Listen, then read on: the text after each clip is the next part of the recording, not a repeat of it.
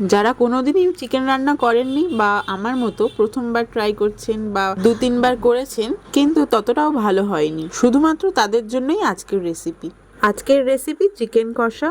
প্রথমে চিকেনটিকে ভালোভাবে ধুয়ে নিয়ে ম্যারিনেট করতে হবে।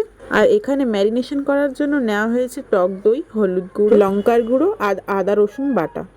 এবার সমস্ত কিছু একসাথে ভালোভাবে মাংসের সাথে মিক্সড করে নিতে হবে।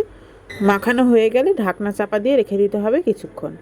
আপনারা নিশ্চয়ই জানেন আমাদের চ্যানেলে সব রান্নাই আমার মা করে, এই প্রথম আমি রান্নাটা করলাম আর আজকের ভিডিওটা আমার মা করেছে। রেসিপিটা কেমন লাগলো আর ভিডিওটাই বা কেমন হয়েছে সব কিছুই আমাদের কমেন্ট বক্সে জানাবেন। ভালো লাগলে অবশ্যই লাইক, কমেন্ট অ্যান্ড শেয়ার করবেন। আর যারা এখনও সাবস্ক্রাইব করেননি সাবস্ক্রাইব করে দেবেন, বেল আইকন অবশ্যই ক্লিক করবেন। এবার কড়ায় সর্ষের তেল দিয়ে তেজপাতা আর গোটা গরম মশলা দিয়ে পেঁয়াজগুলো দিয়ে দেওয়া হয়েছে।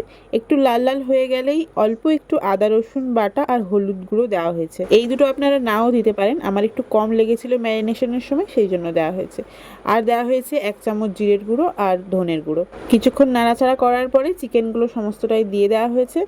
মশলাগুলোর সাথে চিকেনটা ভালো মতো নাড়াচাড়া করার পরে ওপর থেকে পরিমাণ মতো লবণ দেবেন আর কালারের জন্য কাশ্মীরি লঙ্কার গুঁড়ো। এবার আর কিছুই নয়, ভালোভাবে সমস্ত মশলাগুলোকে মাংসের সাথে মিক্সড করে অনেকক্ষণ ধরে কষাতে হবে। কষাতে কষাতে দেখবেন মাংস থেকে অনেক পানি বেরিয়ে আসছে। মাংস আর মশলা থেকে ভালো মতো তেল যতক্ষণ না বেরিয়ে আসছে ততক্ষণ পর্যন্ত আপনারা কষাতে থাকবেন।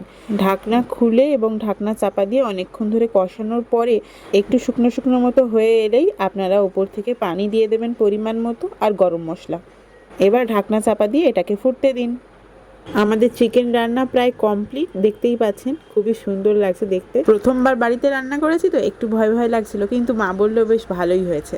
আজকের রেসিপি এই পর্যন্ত। সবাই সুস্থ থাকবেন, ভালো থাকবেন।